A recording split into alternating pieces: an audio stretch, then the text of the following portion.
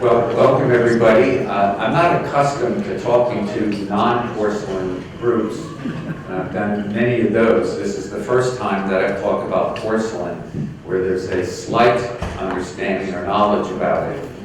My purpose today is I've been trying to discover the porcelains that were only on the 1715 fleet, and there's not a lot of documentation on it.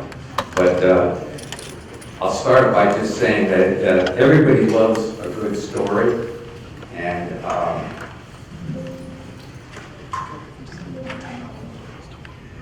I'll start out by talking about the McClarty Treasure Museum.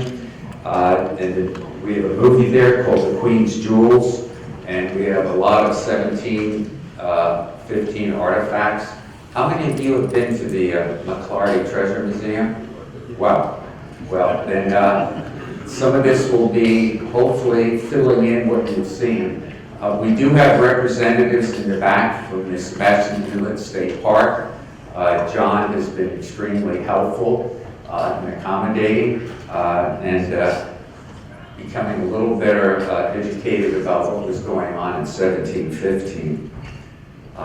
You know, everybody talks about the stories about the gold and the silver and the jewels, and there's lots of fun stories about that and what was found here on the Treasure Coast. But the McClarty Museum has, just for the most part, artifacts, and they're a reminder of what is left of the doomed Spanish treasure fleet that met its demise back in 1750 during that horrible hurricane. Now, my story starts with my becoming a docent 2 years ago at the museum and learning about Kangxi porcelain, which, by the way, I never called it Kangxi porcelain. In our venue, the people that are Chinese export porcelain, we talk about decorations, time periods. Kangxi was the time period, but everybody that first started with this said, oh gee, it's Kangxi. So I will use that terminology.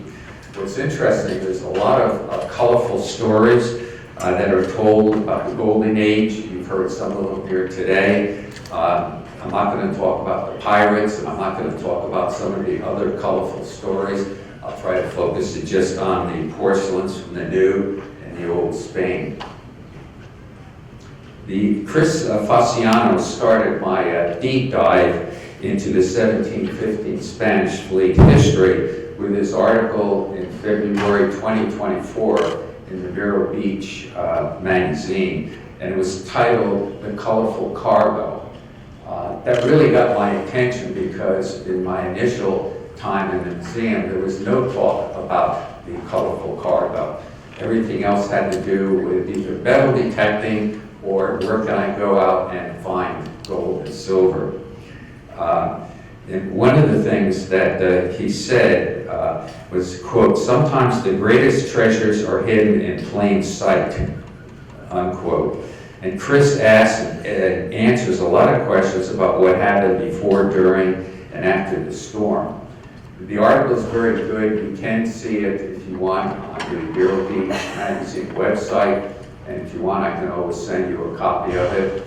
It's an excellent article, and the story is sort of twofold. One about the museum, and the other about somebody's pictured there that maybe some of you may recognize.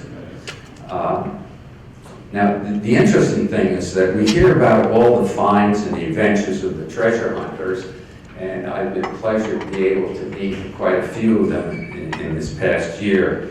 But what is often lost is the stories related to the value of the importance of the trade goods and the cargoes and how they impacted the economy.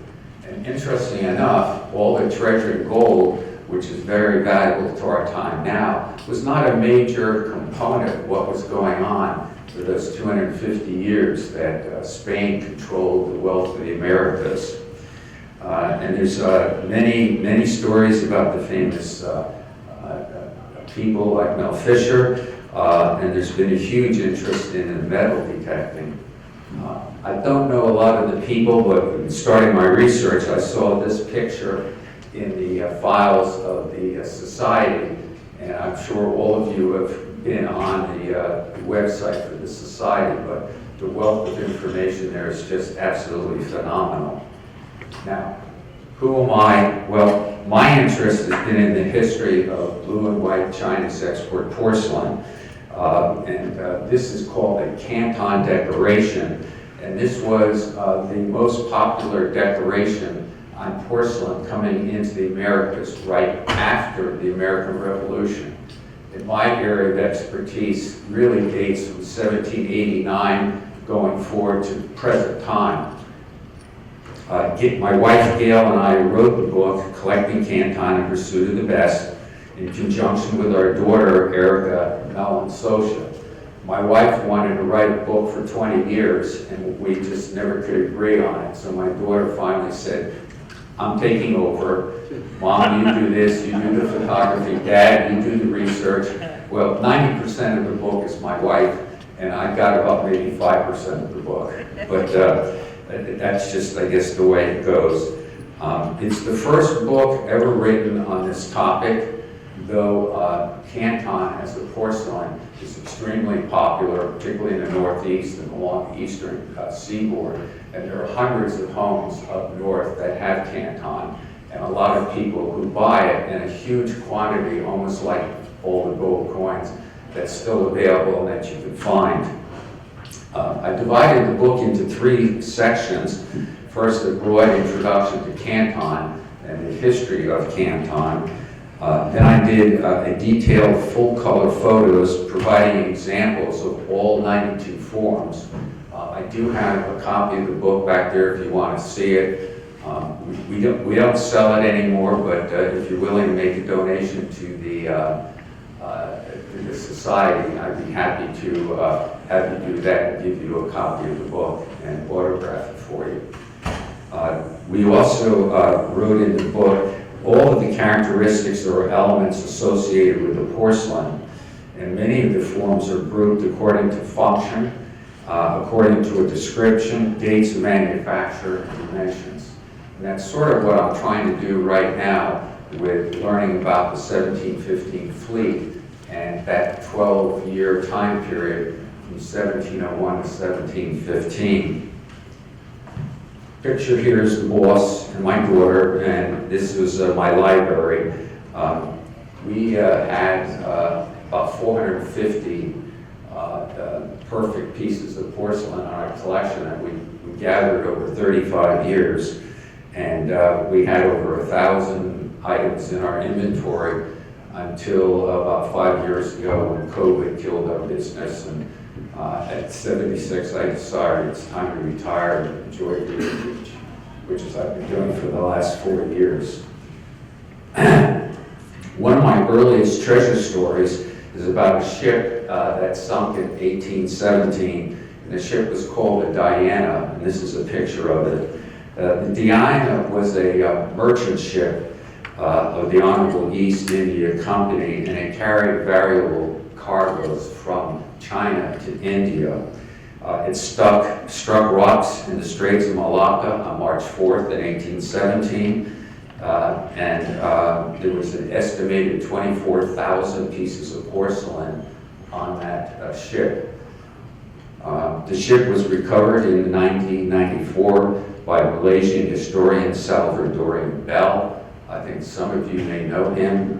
He wrote a fabulous book, and he auctioned all of the pieces in Amsterdam with Christie's in 1995. I was asked to be one of the guests there to help with the salvaging, or the selling, not of the salvaging, but of the selling of the porcelain.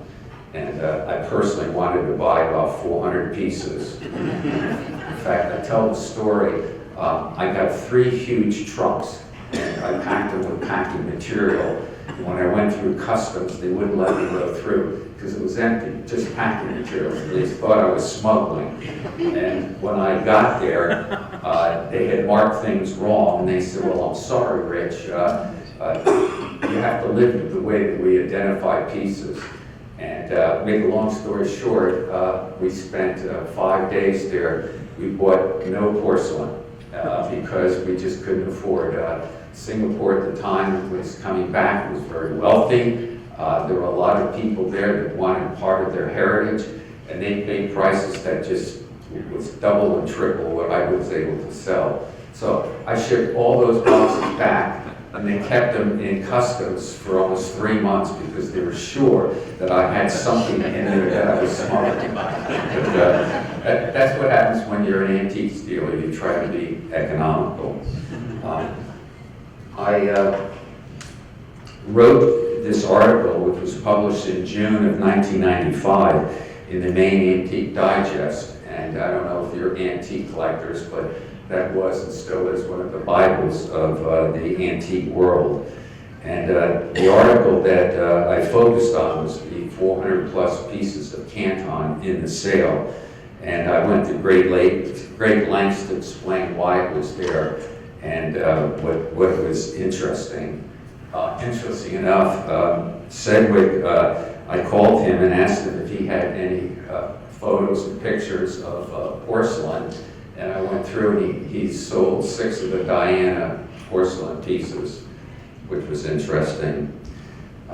However, Chris's story started me on the adventure, and that's what I call my article, the Diana Adventure, about learning more about the Treasure Coast.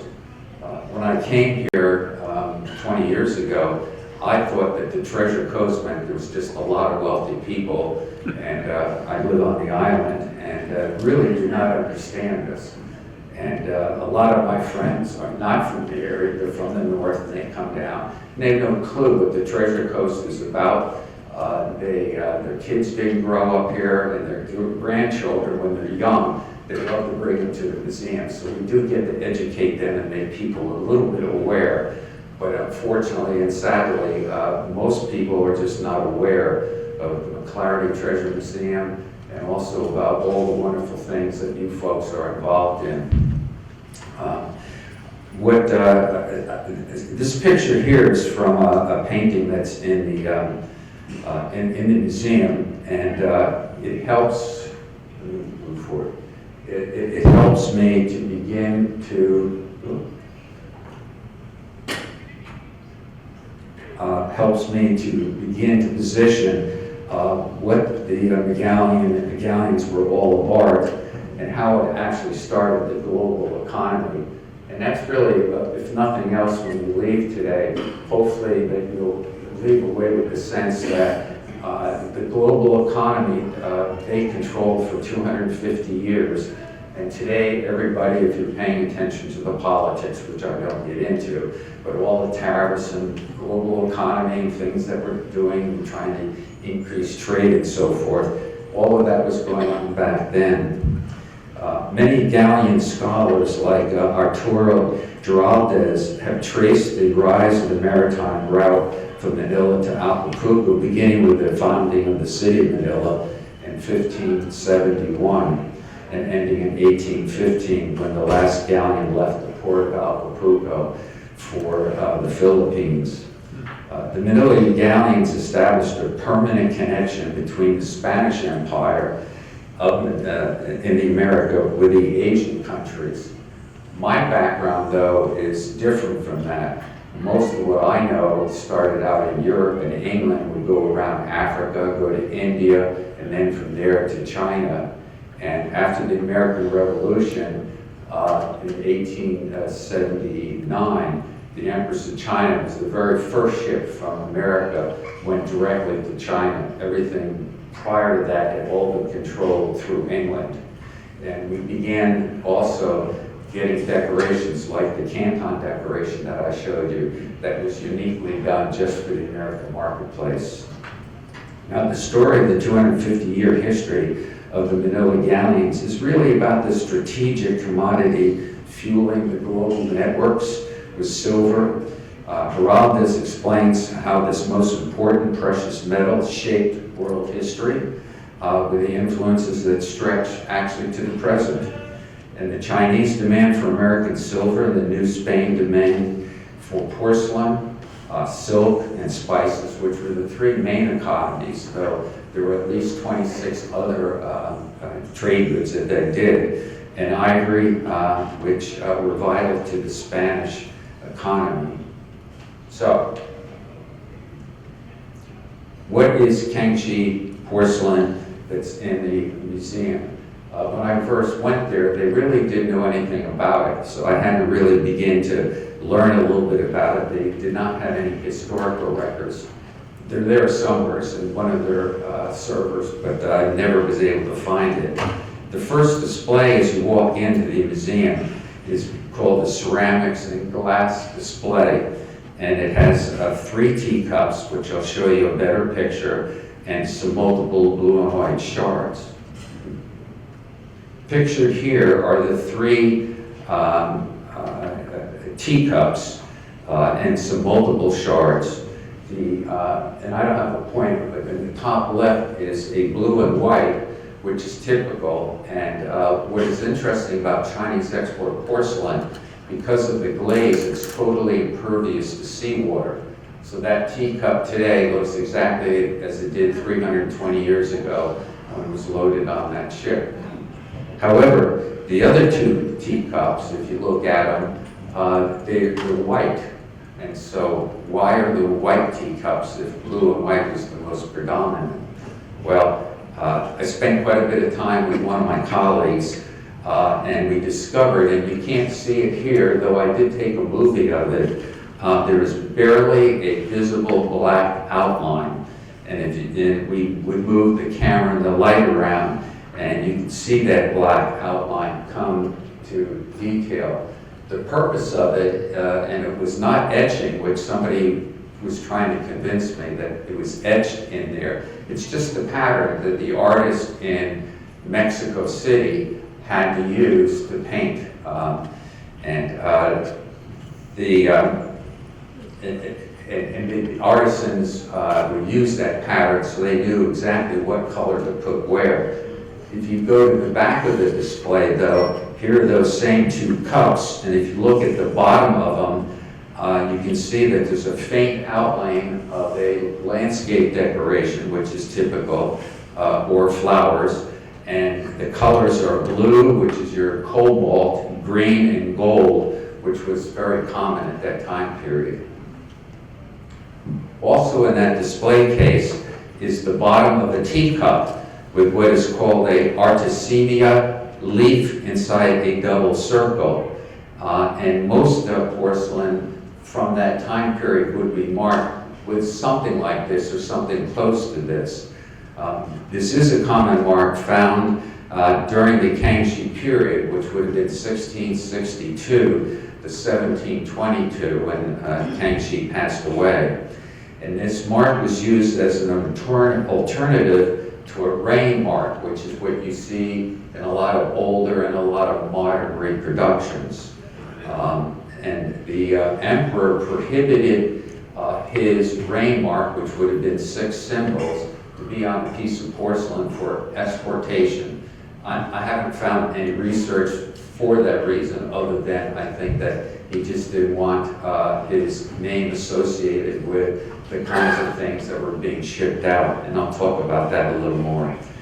The Artemis leaf is a symbol, and the symbol is of healing and longevity. And very often they would put all kinds of markings on the bottom, and they necessarily weren't rain marks. In this case, this was intended for somebody that you would give it to and you wanted to wish them a long and healthy life. If you notice, there is a double circle, and that was typical of the teacups of that time period. So that if you find earlier ones like on San Jose or whatever, this is a way to determine part of the age. What's so great about the 1715 fleet is we know exactly when it happened, so it's very easy to pinpoint and say yes. And there are a number of really excellent articles written about Kangxi that helps explain that. Also, sometimes the symbol, people would say that it was signifying the universe or heaven and earth. The next display case is what I call the red velvet display case. Certain cases in the museum were donated, and things were donated by individuals like yourself, and was given to the Friends organization. And about half of the material in the museum are actually owned by the state of Florida. There is a teapot in the right-hand corner, and there are also two very large shards on the right side. And to be candid, you can't tell from a shard like that what the object was. It was larger, and I don't know if it was part of the trade goods or was just something that was on one of the two main ships, the Capitan and the Amarata, as a basin that you would use. What was interesting is I got John one day to take apart the case for me so I could see the symbol on the base of that one porcelain in the red case. And the character is called Shu, which means longevity or congratulations. And it's actually found on porcelains and other kinds of decorative arts. And what I'm beginning to learn as I am able to find pieces, that there are other marks and they all have a meaning, though I suspect the Spanish and so forth would not be as knowledgeable about the Spanish symbols. In the Chinese culture, this character is a highly auspicious symbol, frequently used to convey wishes for a long life and good fortune. This mark on the base of this can sometimes indicate the period of manufacture, sometimes depending on the era, a kiln where it was made. It could be just a wish for a recipient and maybe a particular message that you want to give somebody.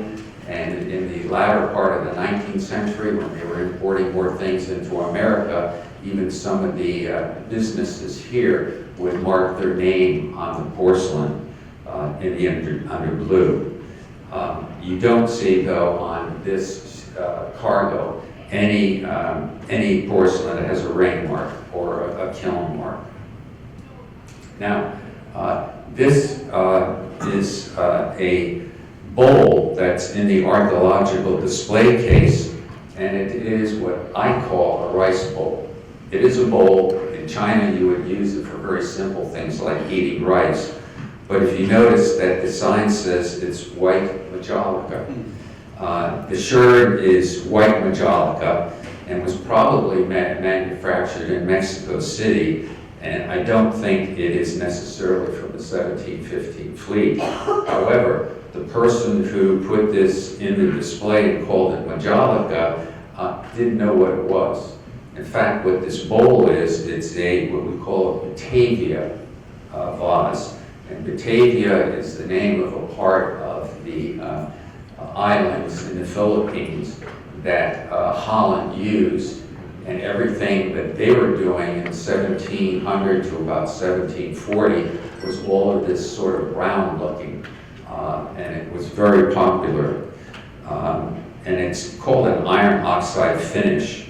The inside of the bowl is unfinished, and probably the reason for that is that when it got to Spain, they would decorate it for whatever the taste of the individual.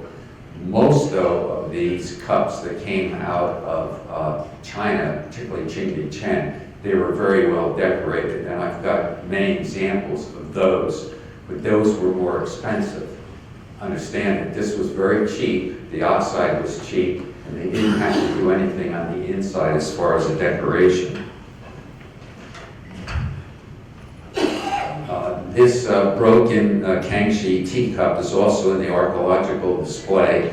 This is common. I think there's maybe about 3 dozen teacups that have been found over the years. But here they call it a whiteware cup. And in all candor, it's not whiteware, it's Chinese export porcelain. And the piece that's next to it, they have a date there of 1890. I'm pretty confident that this was not part of the 1715 fleet. People get stuff, they don't know what it is, and you want to have a display. So, let me talk a little bit about something that was important to me. I got to learn about Dr. Lyon, who was the authority on Southern colonial and he has a fabulous history. The article is in the website for the society, and he also was an author of many articles, many books. He helped pinpoint where the Etosha was. In fact, he was the principal that made that happen, and he was a very close friend with Mel Fisher and a lot of the other salvagers. The article that I first read was called, quote, "The Trouble with Treasure," and he wrote that in 1976. And I think all of you can sort of relate to the kinds of problems that have occurred with treasure over the years. He also published this article, which was called "The Track of the Manila Galleons" in 1990, and it was published by the National Geographic Society. I've read a lot of books and articles, and even though this dates back to 1990, this is probably one of the best articles that was written by him. He was an excellent author. More importantly, it helped me understand what it was that was going on during that trade period. So, what Kangshan porcelain was on Billet's ships?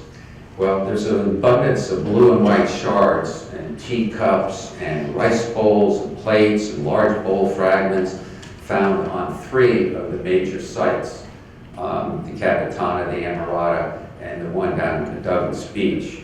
And there's been a lot written about it, and Borges runs some fabulous articles which have helped me understand more about what has gone on.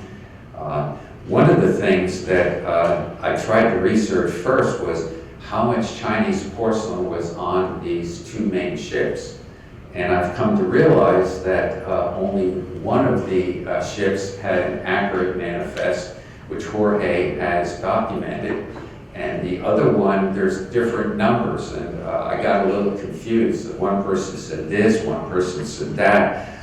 So in all candor, I really don't know. Jorge is going to help me with this, but it's my understanding that the Nuestra Senora de Regala, which is the Corrigan wreck, that there were 14 chests of porcelain on it. And they were all trade goods. These were not, quote, valuable things owned by passengers. And then on the Santa Cristo de San Roman, which is the cabin wreck, again, 14, maybe that's another one they said 14, though I also read that there was only 4 on the Amarata. So there were a lot of chests, and they were all just trade goods. I wasn't able to find a manifest, and Borges tells me there is not one for the Santa Rita y las Animas, which is the Mount Margareta, which is the Douglas Beach wreck, though they have found as much in the way of porcelain shards there over the years than anywhere else. In fact, I was told by one of the salvagers years ago that they had mounds of shards, and they had to pay the city to help to haul them out. Whereas if they were available now, I know somebody that loves to make necklaces with them, and you can't get shards anymore, at least not very easily. So, what do we know about Chinese export porcelain? I was fortunate enough to come across Quinta Kraft, who wrote the definitive book about Chinese export porcelain in Habsburg, Spain. She holds a PhD from Leiden University, an MBA from Chinese Art and Archaeology, and from the School of Oriental and African Studies. She currently teaches at the Universidad de Alcalá in Madrid, and is a member of the research group Arts of Asia, and has published a number of really excellent articles. One of the articles called "The Reception and Value of Chinese Porcelain in Habsburg, Spain," helped me understand pre-1701 and post-1715. Her book, though, is all about everything up to 1701. And what's interesting is that there's very little porcelain that survived from that time period up until 1701. Quinta's work in communications, and she's been communicating with me, really have been pivotal for me to interpret what is there. and to better understand it, because there really is not a lot of information about the topic. Her book, the book that she wrote, is a study of the porcelain in the 16th and 17th century, where Spain did have some porcelain, but not very much, and I don't know why. It could be that wars and whatever. Most of the porcelain that was destined for Spain and the Spanish Empire was known as crackware. You may hear that term or not. And basically, it's all tableware. It's all the cheap stuff that you would have. And I happen to have a little expertise in that because Canton was known as the cheap tableware, the stuff that you would buy comparable in a 5 and dime when our grandparents were buying stuff in the 20s and 30s. Though my specialty was the rare and unique pieces, which my collectors were willing to pay a good price versus a piece of what I would call just, average pieces. Interesting enough, Spain in the 18th century was awash with Chinese export porcelain because in the royal residences, they would use it as common tableware, and people were very anxious now to have a better tableware other than pewter and clay pots. Now, China's, Cinta's 2 articles are about the Chinese export porcelain in Spain after King V married Elizabeth of Farnese and her collecting porcelain.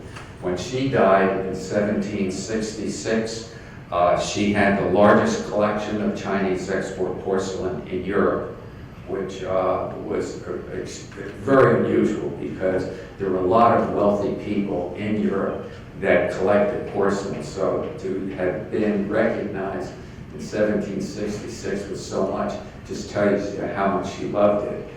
I have not researched the manifest since then, and I hope to do that with Quinta, but most everything in the 1715 fleet was really very poor quality that they bought for almost nothing in China, and they sold for a small fortune in Europe.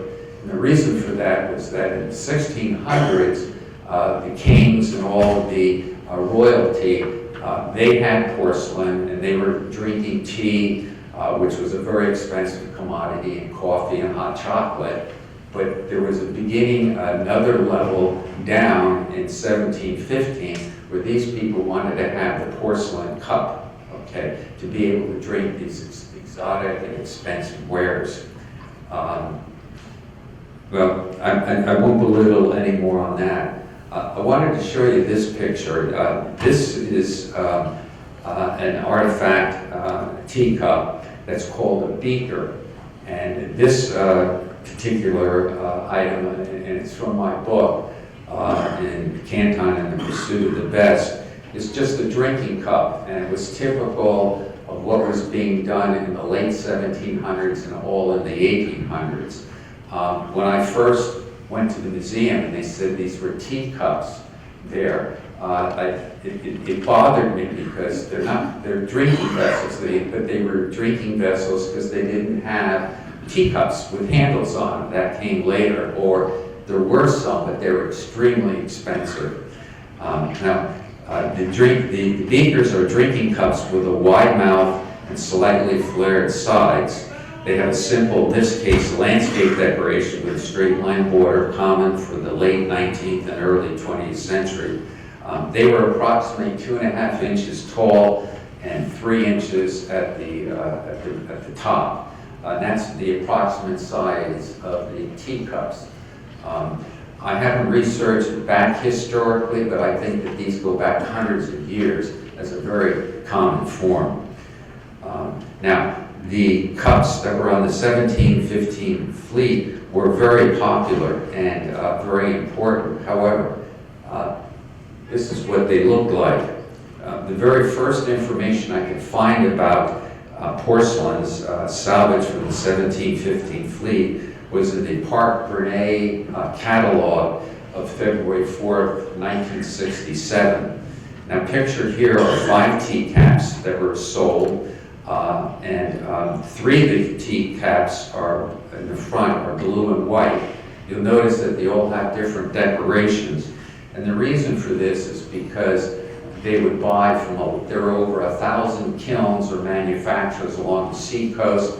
Inland, King was one of the major ones where they had over 1 million people back in 1715 manufacturing porcelains. So there's no way that you can tell where they were made, and there is a large variety of decorations.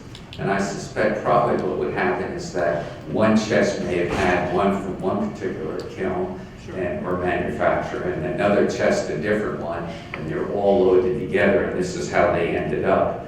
There are two teacups in the back. The one on the left, it has what is called the Batavia glaze, which is a cheap glaze, but it's sort of brown, and it varies. It can be very light brown or very dark brown, depending on who is actually doing it and how well they glazed it. And then there's a white teacup. And you say to yourself, well, gee, why a white teacup? Well, it was very common back then to glaze them so that they are, the clay, which is white, they would glaze it. They would then ship it to the Americas, and they would either decorate it there, like the two I showed you that are in the museum, or they would send it on to Spain and they would decorate it there, and then typically a patron would have a coat of arms or whatever they were willing to pay to have done. I've spent years looking at and reading catalogs, and this is the one for Porcelain, and they called it the treasure of the Spanish Main. I don't want to bore you with a lot of information on the sale. What I want to show here is that there are the first four lots, 37 through 40, were teacups.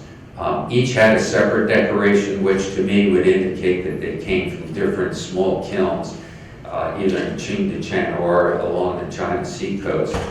What I found interesting, not the decoration on the cup, which was somewhat typical of what they would do. What was interesting was the underside of the teacup. Now, teacup 38, which is hard to see here, had what was called a Fang Sheng mark, and I'm not familiar with that mark because they didn't do that in the latter 1700s and going forward. And it would have the double circle that you saw on that other teacup. The Tang Fang mark, as I researched, is just a decorative symbol, also known as a double lotion or double diamond, which is one of the 8 precious objects in Chinese culture. And it symbolizes either victory, success, or harmony. And the Chinese were very big on doing that on a lot of their porcelains.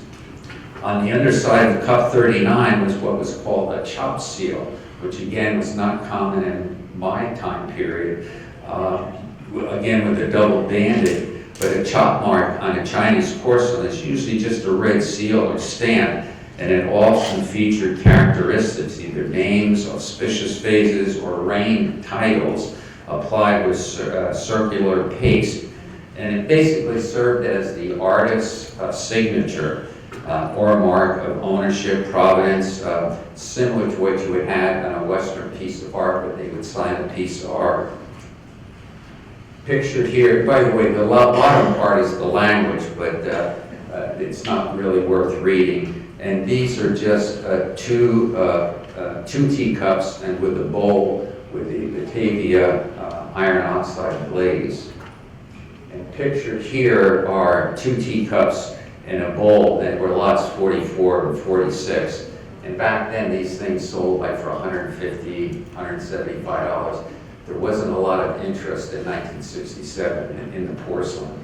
Today, I'm told, though, that if these came to market, you could add 2 or 3 zeros to that very easily.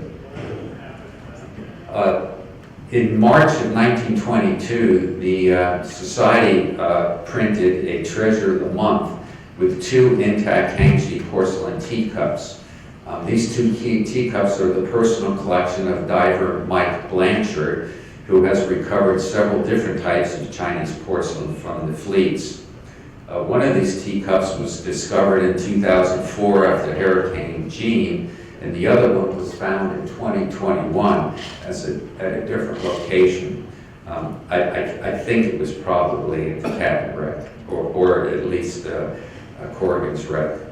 But Mike is very interested in porcelain, so we've shared a lot of thoughts and ideas about it.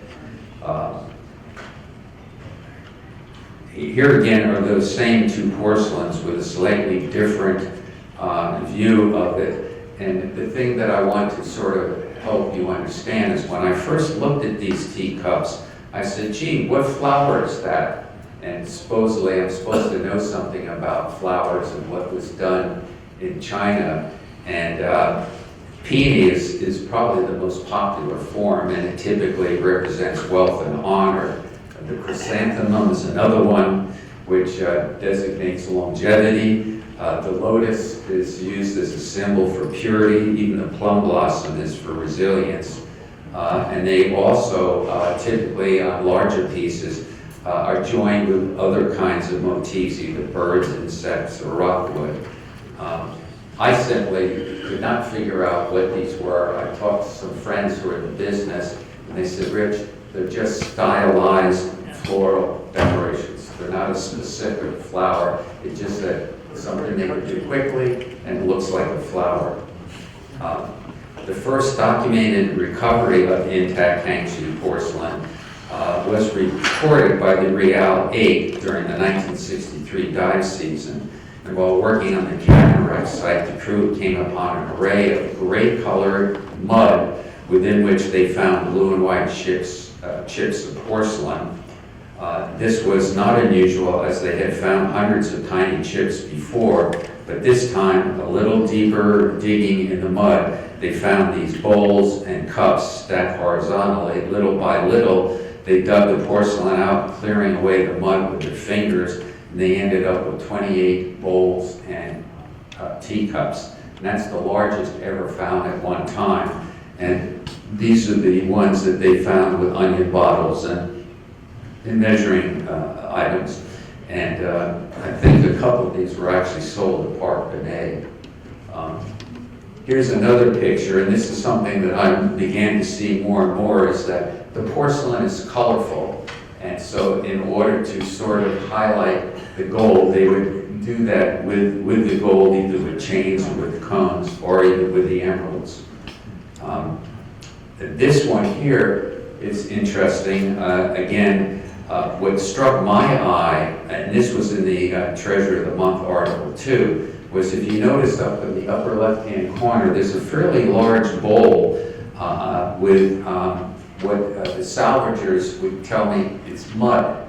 Well, my idea of mud and stuff is different. In all probability, it's really coquina strata, which is a naturally cemented sedimentary rock that's made mostly of broken shell fragments like mollusks or corals and other marine debris mixed with sand held together with calcium chloride. That's something that at the museum, they talked about the 3 cups that I showed you, and they said that it was with clay. In fact, Kip Wagner authored an article called Drowned Galleons Yield Spanish Gold. This was published in the National Geographic in January of 1965 that showed a picture of his wife repairing some porcelain. And the caption underneath it stated, quote, miraculously preserved Kangxi porcelain trade in the hold, packed in the same clay from which it was fashioned. And this description of that white stuff that is in the museum that you see has gone on to this day. The interesting thing is that the porcelain was never packed in clay, because this was a valuable commodity. And if you packed it in the clay solidified, and you got a million pieces of porcelain coming in, how do you clean it? It would take twice as long to clean it as it would take to actually make it. The porcelain, and I know this for a fact from chests that I've seen from the 1700s, was always packed in rice straw. And the reason for that is it was considered a waste material.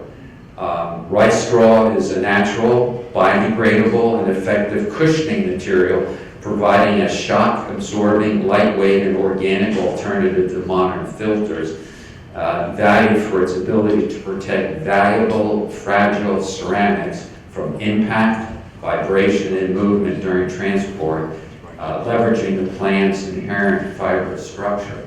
So this is an argument I've been fighting.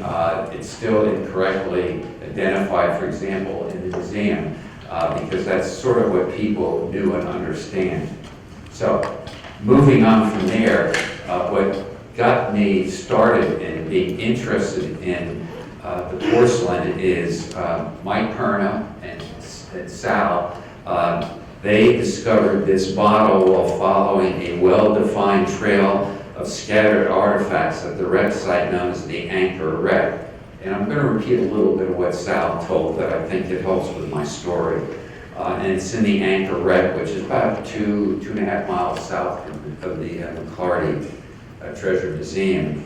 And apparently, from what I've been told, this actually follows about 1,000 feet of trail, and it's an area that Mike has been concentrating on.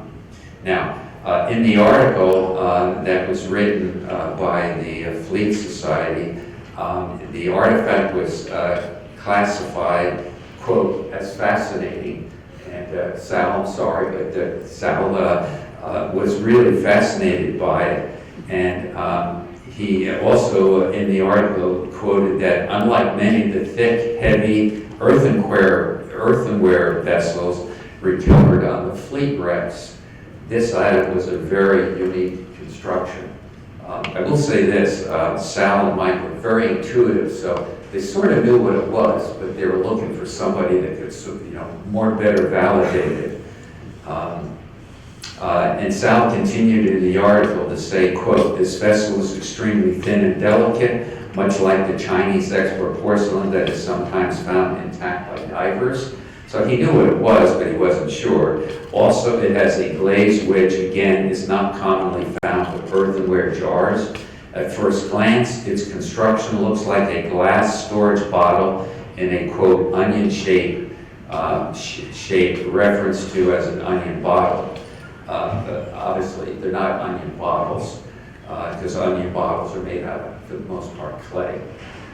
This is a Chinese export bottle with, again, this Batavia glaze, which was very popular in 1715.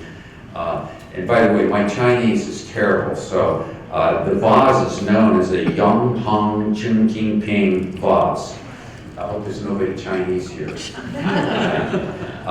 That is also pear-shaped vase, and it is a very classic ceramic form that's been produced for centuries in China. And it's characterized by its rounded body, long slender neck, and by the way, it's missing about that much at the top, which is a round part, and then it's got a flared rim. This vase is thought to have been originated in the Tang Dynasty, which goes back to 618 to 907. And in fact, I'm aware of one such bottle that is in the British Museum that was off a Java rack dated back to 907. So the form has been around for a long time. It was initially used as a holy water vase in temples. And it could have been maybe that on the ship, we don't know.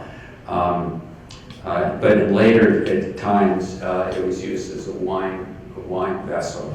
And I believe it was probably a wine vessel, because I've seen more documentation about this form in that regard. This vase actually became very popular starting in the Song Dynasty, which goes from 960 to 1279. And I know of other forms that are in museums. I just haven't had time to research them. Now, this is a great example of a storage bottle. It is pear-shaped. Obviously, I explained it's missing the upper rim, which had a flared trumpet-shaped mouth and a knobbed neck. The walls of the bottle are not thick, which would be typical of vessels, and this is something that was obvious when Sal and Rick were looking at it. And they are made out of the two white clays that are only found in China in that time period. The body of the bottle is heavily encrusted with a coquina strata, and that's probably not unusual either. Again, I was aware of Batavia because one of my colleagues had a small collection of it, and it was not anything that is commonly found. I have 5 minutes? Well, then I'll rush through. Okay. I will say this, it's a fantastic find. I've tried to convince the state picked it up on Tuesday. I think it's a great one. However, it is a form that if you go on eBay, you can find dozens being sold as old for $40 or $50. If you found an authentic one, it'd probably be 5, 10, even more. It's something that in my opinion, they're that rare. Now, one of the things that I found amazing is that I started to find pictures of divers, and I won't go through, I think you may recognize some of these people. This one was, I think that's Phil Radcliffe, and this next one is Oliver Ackland Snow. He found a large piece. These are 2 Imari. It's called a Type 3 color T cup. And these were found in the Cannon wreck on October 26, 12. These 2 pieces are in their personal collection, and Margaret told me yesterday that they still have them, but again, it's a beautiful cup and bowl. This is a floral basket that John Brandon found, and he also, when he found this, he did restoration of something that was with it. What I did is I did some research, and that exact floral design, I found one for sale 2 years ago in Sweden, and it's identical to it, and it's typical of what was being done back then. Now, John commented to me, and I was surprised. He said it was the most exciting porcelain piece that he had ever found. So I found that interesting. And then Cindy here, she found one too, and she had the same feeling about it. She was very excited. It is a plate, and you notice he has one of Mel Fisher's little pendants. I wish I could find more shards because they really make great decorations. And there's just been a lot. This year, Rick found these plates. This porcelain was found by Dickerson, who it's the only one I've ever seen with the flower, with the birds and flowers. And this is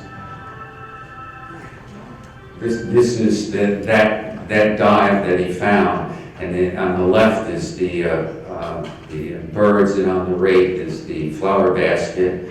There's been lots of things found. People, when they found the blue and white, it's sort of compliments, but they use it as a backdrop for this really wonderful religious relic. So I'm told my time is almost up.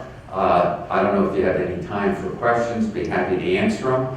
And if you have any porcelain that is from the 1750 that is different than I have here, I would appreciate seeing it. And if you have porcelain that you don't know what it is, I'd be happy to give a stab as to describing, but I don't appraise porcelain anymore. Prices are just crazy. Oh, any questions? Yes. I've got a question. When you mentioned that China is very impervious to the type of abrasion rolling around the ocean, why is it that when you find old glass from the ocean, like I'm thinking of Bermuda glass beach, there's millions of pieces of glass shards, and they're all, I don't want to use the word oxidized, but you can see the abrasion. They're all abrased, yeah. So why is it? Is it a different type of silica that they use in the glaze on that particular porcelain? Or tell me a little bit about the chemistry. You have to go back. You're looking at a piece of glass, okay, that is easily, over time, if you put it in a tumbler, it can be shined up. The porcelain, however, is 2 different clays, only available in China, And what they would do is they would put a decoration on it. And this goes back to 1200, okay, with blue and white. And they would use a salt glaze, and they'd fire it at 1600 degrees Celsius, and that glaze is impervious to water. And that's why you find these teacups in perfect condition. However, they had blanks that they would send to Mexico or to Spain, and they would decorate them there. And unfortunately, when they decorated them, they would only fire them with a pour glaze and only 900 degrees, and it wasn't as strong as the glaze that was done at 1600 degrees Celsius. So that's the difference. Does that answer your question? Yeah, I guess it has to do with the temperature in terms of, I'm thinking of my ceramics when I was in high school. You know, the high fire ceramics, you can totally differentiate from the lower fire just by tactile, you know, creating a percussion type of sensation to the ceramic. You know, the high tin, it's like crystal versus other types of inferior glass. Right. So, yeah. What's interesting, when Mike and Sal showed me that bottle the first time, I made a very quick judgment as to what it was. And I knew the form, but I didn't know the form in 1715. And so I said, oh, I've had those, and it's called a gluglet.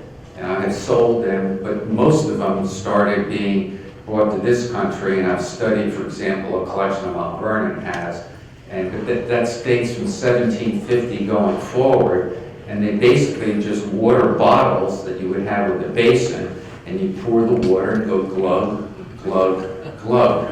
And that's why they call it gluglet. And then Mike says, holy Toledo, Rich, first time I poured the water out, it went glug, glug, glug. And I said, oh, it's got to be a gluglet. And then one of the most knowledgeable writers about Chinese porcelains, I asked him what it was, and in fact Nicole put me on because he does all the advice for the Mel Fisher group. And he said, you know, Rich, I was just on Estes. I sent him a picture, and he said, I saw that exact bottle, and it's from the Java Sea. It's dated to 1400. It's original antique, and this person found it years ago, and it's so great. And they were only asking $250 for it. Well, the thing that they didn't know is that that ship that they were attributing to sunk in 907. And I've actually seen the bottle, a picture of it, okay? It's in the British Museum. So what happens is, like in the world of coins, every one of the 92 forms of Canton that I have sold have all been copied and sold as old. And even some of the experts have bought into it. And then it's just, in the antique world, they copy everything, and they've gotten much better, and they do the same thing with coins, and that's why you gotta know, get certification, know who you're dealing with, and do your history, and ask the experts, what is this and why.